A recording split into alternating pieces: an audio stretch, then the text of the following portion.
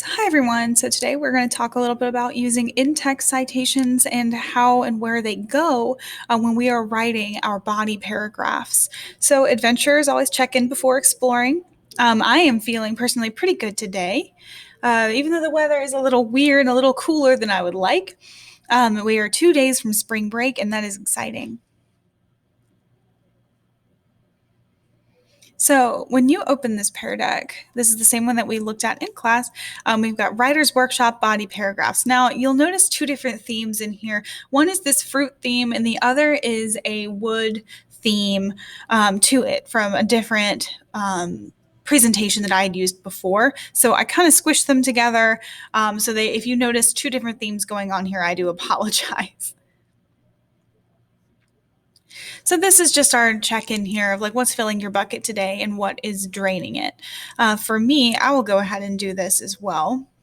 It's like for me, we are 2 days from spring break.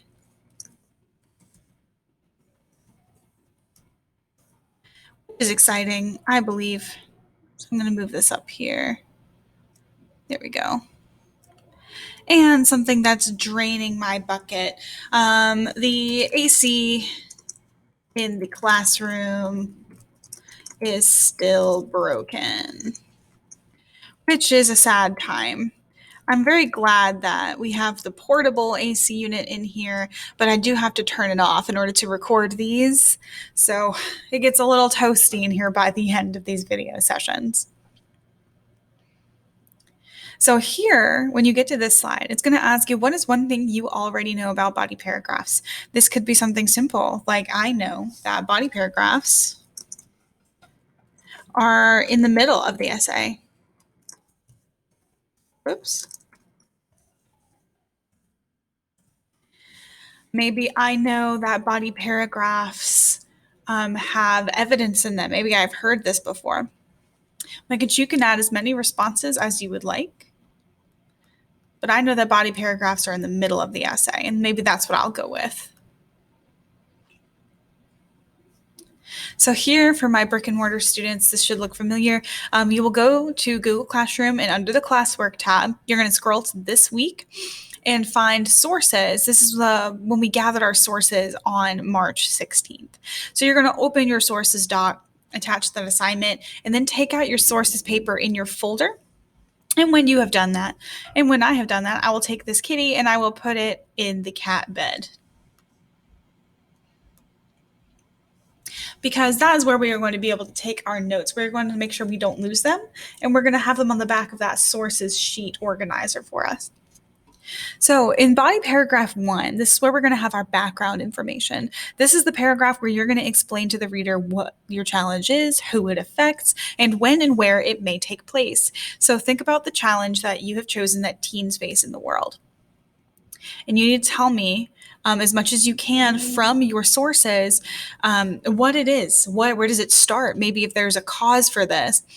Does it affect a population more than another? Is it tied to locale? So this is where you want to make sure that you're giving that information to your reader, because your goal is to teach the reader about the topic and what happens if this isn't addressed and why this is a challenge. So they will be convinced that it's something that needs to be fixed. So this means that you're going to need to use those sources that you have found to help you, which means that you are going to need to draw quotes and paraphrase from your sources. Which brings us to in-text citations. So these are three things. When you see them highlighted, this is something that I would write down. So in-text citations, when do I need these? You need to use an in-text citation whenever something is not considered column knowledge. So anything like the world is round, or Obama was elected in 2008, the sky appears blue in the daytime. Those are common knowledge, and you wouldn't need to cite that. But if you had something like a percentage, like 25% of teens experience this in their life, I would want to know where you got that from. So you would need to cite. If you are quoting something or someone directly, you need to make sure you're using an in-text citation. And when you are using some knowledge or ideas that you've gotten from somewhere else, if they did not originate inside your head, if you were not the one to conduct this research, then you need to make sure that you are using a citation of where the source is that you got it from.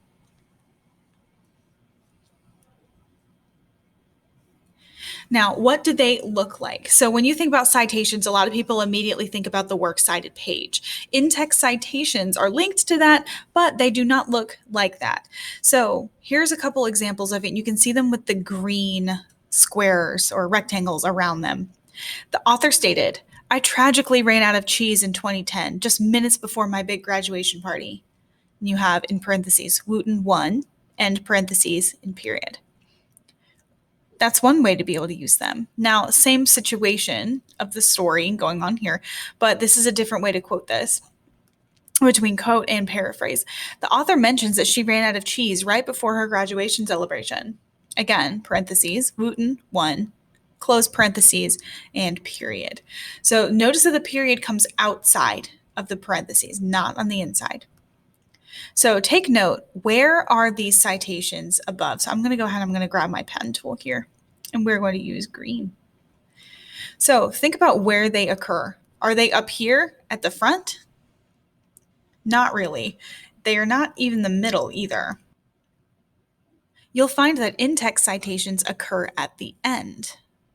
So you can see them here after the quote and after the paraphrase. So they come afterwards. So what information is included in these? Well, my first name is Amber, and you don't see Amber 1 here or here. You'll notice last names. So the author's last name goes there.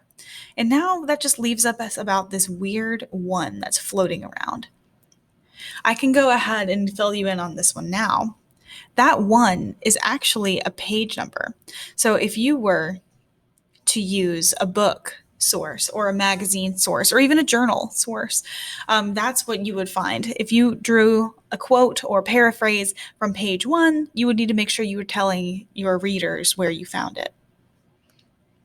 There is no comma between the author's last name and the page number.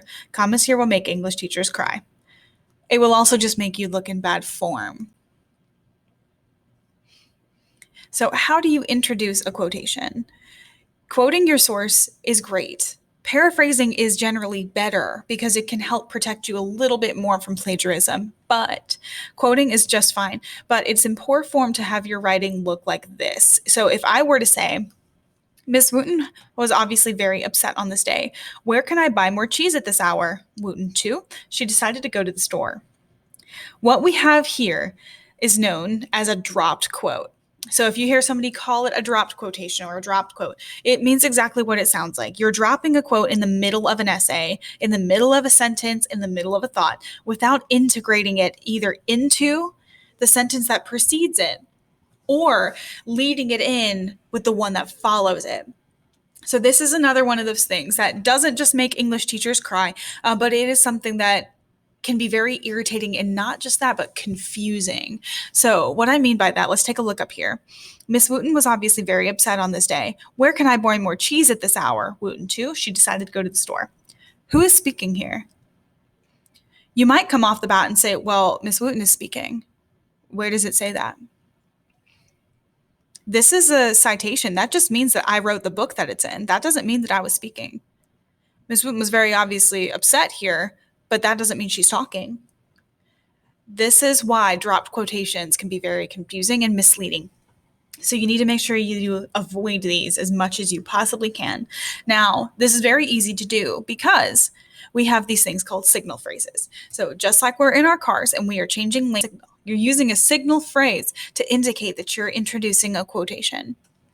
Miss Wooten says, quick, to the Walmart. Wooten 2. So where is the signal phrase in this? Where is the turn signal in this second bullet here? Where is the word that indicates, oh, someone is about to speak? I'll grab this. And it's right here on the word says. Notice in the last one, there was no signal phrase. We don't know who says anything. So Ms. Wooten says, breath, quick, to the Walmart. This is our signal phrase to indicate that we are introducing a quote. Some of these can take a little bit of different form. Sometimes they can take forms in this, like as stated in blah, blah, blah, insert your source here. Then you can bring in your quote because that acts as a signal phrase. Or according to, put in your source and then give your quote. For you guys, for my brick and mortar students, it may be something like, according to the CDC, teen depression is on the rise because blah, blah, blah, blah, blah. Or as stated in the medical journal of this and this. So look for alternate versions for says, because says only really works when you're dropping something that someone speaks aloud. Now, you might be thinking, help, I'm authorless, or I'm pageless because I'm using an online article. That is okay. You can still do your in-text citations, and you should. So if your work contains no author, or one that you cannot find, and one that EasyBib cannot find, put the title of the piece in the in-text citation. Use quotation marks for short works and underline or italicize longer works. You can shorten the title in your in-text citation, but not in your works cited. So here's what that might look like. If I quoted cheese fries and cheddar burgers from a book called So You Like Cheese, a brief history, I could shorten that to So You Like Cheese, and then again tell the page number and put the end parenthesis. If your work contains no page number, which is the case for many, many online articles, but not online journals, many online journals have page numbers, you need to just put the author's last name and close it and add a period. Cheese fries and cheddar burgers, Wooten. Boop. So your citations are most likely going to look like this. Insert author last name here, period. Because most of the time you're using an online source and you're not going to be using something out of a book. Unless you use something like biography.com is one that I've seen most of this from, where there's a whole team working on an article and they don't give their names. So you would just put title of article inside the parentheses and close.